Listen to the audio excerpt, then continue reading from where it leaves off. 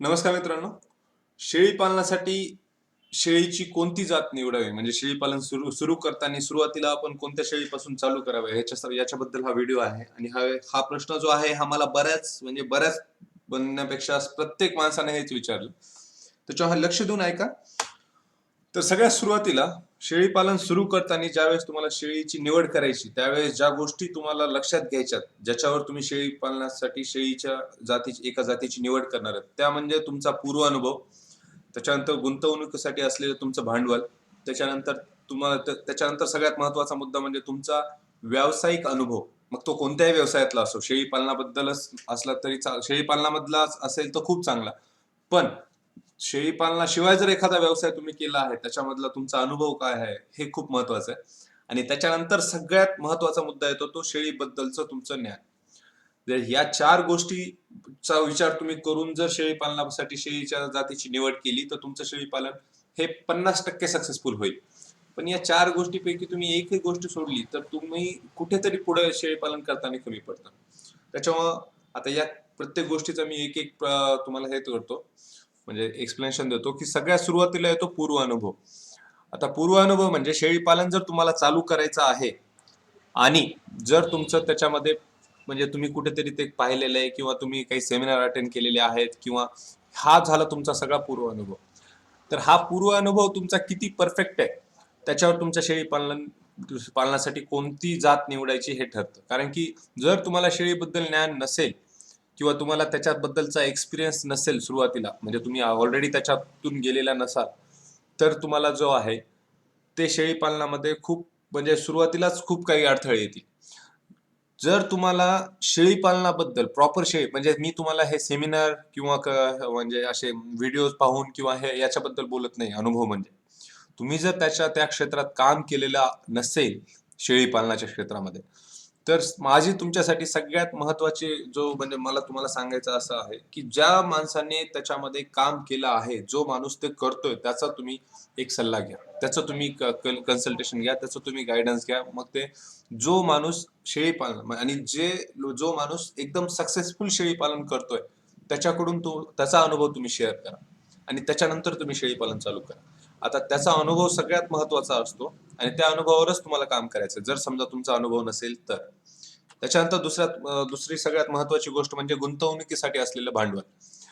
तुमच्याकडे शेळी पालन चालू करण्यासाठी किती भांडवल आहे हे सगळ्यात महत्वाचं आहे. जर तुमच्याकडं भांडवल हे शेळी पालनासाठीचं जेवढं तुम्ही जर समजा 20 शेळ्यांसाठी जर केलेलं आहे तर तुमच्याकडे 40 शेळ्यांचं भांडवल पाहिजे. कारण की कशामुळं की लोकांचं एक थोडक्यात मी एक उदाहरण देतो की लोक आपण समजा काही जण असं असतात की मला ट्रॅक्टर घ्यायचं, ते जाऊन ट्रॅक्टर घेतात आणि ट्रॅक्टर घेतल्यानंतर ज्या वेळेस ते ट्रॅक्टर चालवायला चालू करतात आणि जर चालवत असताना जर ट्रॅक्टर पंक्चर झालं तर त्या टायरचं पंक्चर काढण्यासाठी त्यांच्याकडे पुन्हा पैसे उरत नाही. कारण की ट्रॅक्टर घेताना सगळे पैसे त्याच्यात टाकलेले असतात. त्याच्यामुळे भांडवलाचं म्हणजे तुम्ही जे शेळी पालन चालू करायचं आहे त्यावेळेस तुमच्याकडे किती भांडवल आहे त्याचं नियोजन तुमच्याकडे पाहिजे आणि ह्या भांडवलावरच तुमचं शेळी पालनाची जात तुम्हाला निवडायची. जर तुमच्याकडे भरपूर पैसा आहे, भरपूर भांडवल आहे, तुम्ही चांगल्या जातीकडे जाऊ शकता. पण तुम्हाला जर यशस्वी व्हायचं असेल तर फक्त भांडवल महत्वाचं नाहीये. पूरक भांडवल आहे, त्या भांडवलाचं नियोजन तुम्ही कसं करताय, तुमच्याकडच्या पैशाचं नियोजन तुम्ही कसं करताय ह्याच्यावर सगळं डिपेंड आहे. म्हणजे जर समजा तुमच्याकडे 20 शेळ्यांची घेण्याचे जर पैसे असतील तर तुम्ही 10 शेळ्या घ्या. 10 शेळ्यांचा पैसा हा सुरुवातीला जपून ठेवा. एकदा तुम्हाला त्याच्यामध्ये अनुभव आला त्याच्यानंतर तुम्ही 20च्या जागी जर 20 शेळ्याचा पैसा असेल तुम्ही 30 शेळ्या घ्या. 10 शेळ्यांचं कर्ज काढा 10 शेळ्यांसाठीचं.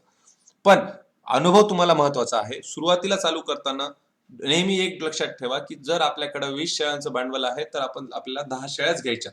म्हणजे उद्या जर या शेळ्यांमध्ये काही कमी जास्त झालं तर तुमच्याकडे काही भांडवल शिल्लक असायला पाहिजे. नाही तर 20 शेळ्या घ्यायच्या आणि या शेळ्यांमध्ये जर काही कमी जास्त झालं तर तुमच्याकडे पुन्हा पैसा नसतो की त्याला रिकव्हर करता यावा. त्याच्यामुळे नेहमी भांडवलाचं नियोजन हे खूप आवश्यक आहे. आणि त्याच्यानंतर तुम्हाला व्यावसायिक अनुभव किती आहे. आता व्यावसायिक अनुभव म्हणजे तुम्ही एखादा व्यवसाय केलाय काय, कारण की शेळी पालन हा एक व्यवसाय म्हणून आपण करणार आहोत. आणि व्यवसाय ज्यावेळेस करायचा, ज्यावेळेस आपल्याला एखादा बिझनेस करायचा आहे त्या बिझनेससाठी तुमचं बिझनेस माइंड कसं काम करतं ते सगळ्यात महत्वाचं आहे. म्हणजे तुम्ही व्यावसायिक दृष्टिकोनातून त्या शेळी पालनाकडे कसं बघताय हे सगळ्यात महत्वाचं. नाही तर उगाच शेळी पालन करायचंय, आणल्या शेळ्या, बांधलं शेड टाकल्यामध्ये आणि उद्या आपण लगेच बसलो 6 महिन्याची वाट बघत की आता 6 महिन्यानंतर आपल्याला एवढा नफा होणार आहे, तर याच्यावर शेळी पालन होणार नाही. आणि व्यावसायिक अनुभव असेल तरच तुम्ही शेळीपालन निवडायचं कसं, म्हणजे शेळीपालनासाठी कोणती शेळी निवडायची हे खूप महत्वाचं ठरतं. हे कसं ठरतं मी पुढे सांगतो तुम्हाला. त्याच्यानंतर सगळ्यात महत्वाचं, सगळ्यात शेवट आणि सगळ्यात महत्वाचं म्हणजे शेळीबद्दलचं तुमचं ज्ञान. आता तुम्हाला शेळीबद्दल ज्ञान किती आहे, प्रॉपर शेळीबद्दल, याच्यावर तुमचं शेळी पालनासाठी शेळी कोणती निवडायची हे ठरतं. आता शेळीबद्दलचं ज्ञान म्हणजे शेळी आजारी कशी पडते, तिला कोणत्या कोणत्या हवामानामध्ये ते रोग होतात, त्याच्यानंतर त्याचं वॅक्सिनेशन कसं करायचं, जर शेळी आजारी पडली तर त्याच्यासाठी जर औषधं कोणती वापरायची, शेळीचं वजन कसं वाढतं, या सगळ्या गोष्टींबद्दल तुम्हाला किती डीप नॉलेज आहे आणि त्याचं प्रॅक्टिकल नॉलेज किती आहे हे सगळ्यात महत्वाचं ठरतं. त्याच्यावर तुमचं शेळी पालनाचं जे आहे हे शेळी कशी निवडायची हे ठरतं. आता सगळ्यात महत्वाचा प्रश्न, शेळी कोणती निवडावी. आता मी ज्या या सुरुवातीच्या 4 गोष्टी सांगितल्या याचा आणि तुमच्या शेळी कोणती निवडावीचा संबंध कसा. शेळी कोणती निवडावी हे जर तुम्ही विचारत असाल तर मी त्याच्यासाठीचं माझं जे उत्तर आहे ते आहे की शेळी निवडताना फक्त एकच गोष्ट ठरवायची की आपण सगळ्यात स्वस्त शेळी कोणती. उस्मानाबादी घ्यायची, जमुनापारी घ्यायची, तोतापरी घ्यायची किंवा ते आफ्रिकन बोर घ्यायची, शिरोई घ्यायची याचा विचार करू नका. ज्यावेळेस आपण शेळी पालन चालू करतोय त्यावेळेस सगळ्यात स्वस्त शेळी कोणती आहे याचा विचार करा आणि ती शेळी घ्या. सगळ्यात स्वस्त शेळी जर तुम्ही घेतली तर तुम्हाला सगळ्यात पहिला फायदा होईल की जे तुमच्याकडे गुंतवणुकीचं भांडवल आहे ते कमी लागेल. त्याच्यामुळे त्याच्यातलं बरंचसं भांडवल, जर समजा तुम्ही उदाहरणार्थ 2 लाख रुपये पासून प्लॅनिंग करत असाल तर तुम्ही 1 लाख रुपयामध्ये स्वस्त शेळी जर घेतली तर ती करू शकता. त्याच्यापासून स्वस्त शेळी घेणं आणि बंदिस्त करणं त्याच्याचं काही रिलेटेड नाहीये. म्हणजे शेळी कोणतीही तुम्ही बंदिस्त करू शकता. त्याचं बंदिस्त शेळी कशी करायची त्याचा व्हिडिओ माझा आहे, तो तुम्ही पाहून घ्या. त्या पद्धतीने तुम्ही कोणतीही शेळी बंदिस्त करू शकता. पण मग सगळ्यात सुरुवातीला स्वस्तच का, कारण की तुम्हाला अनुभव येणं सगळ्यात महत्वाचं आहे. ह्याच्यामध्ये जर काही कमी जास्त झालं तुम्हाला अनुभव येताना तर तुम्हाला परत त्या गोष्टीतून रिकव्हर व्हायला परत पैसाच लागतो. त्याच्यामुळे जर तुम्ही जास्त महागाची शेळी घेऊन जर त्याच्यामध्ये इन्व्हेस्ट केलं आणि त्याच्यामध्ये जर काही कमी जास्त झालं तर तुम्ही परत शेळी पालन करण्याची हिंमत करत नाही. त्याच्यामुळे सगळ्यात स्वस्त शेळी घ्या.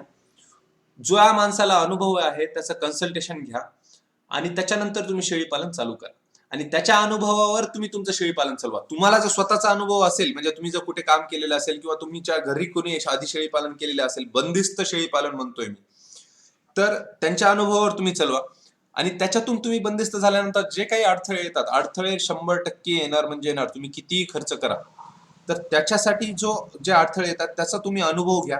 या स्वस्त शेळीवर घेतल्यामुळं काय होईल की जर एखाद्या वेळेस उद्या ह्याच्यातली एखादी शेळी जर दगावली तरी तुम्हाला जास्त तुमचं नुकसान होणार नाही. पण जर समजा तुम्ही आफ्रिकन बोर सुरुवातीला घेतली, 3,000 रुपये किलोने शेळी आणायची, एक शेळी 90,000ची होईल आणि तिला जर काही झालं तर उद्या मला वाटत नाही की तुम्ही परत शेळी पालनामध्ये उतरण्याची हिंमत करा.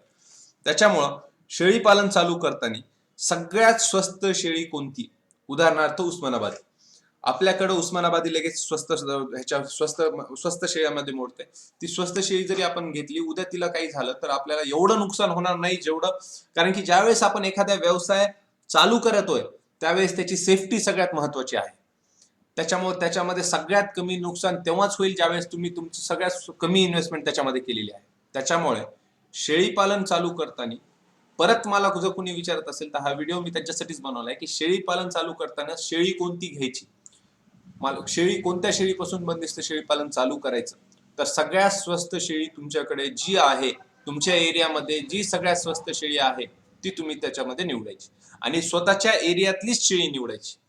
म्हणजे जर समजा तुमच्याकडे संगमनेरी शेळी तुमच्या एरियामध्ये लोकल ब्रीड आहे तर तीच निवडायची, दुसरी निवडायची नाही. म्हणजे ती ऍडजस्ट व्हायला लवकर होतं. एकदा तुम्ही त्याच्यात पूर्ण पारंगत झालात, एकदा तुम्हाला पूर्ण एक्सपिरियन्स त्या शेळी पालनातला आला की त्याच्यानंतर मग तुम्हाला जी पाहिजे ती तुम्ही शेळी घ्या, त्याच्यामध्ये काही प्रॉब्लेम नाही. पण सुरुवातीला चालू करताना सगळ्यात स्वस्त शेळी जी आहे आणि जी आपल्या लोकलची शेळी आहे तीच निवडा.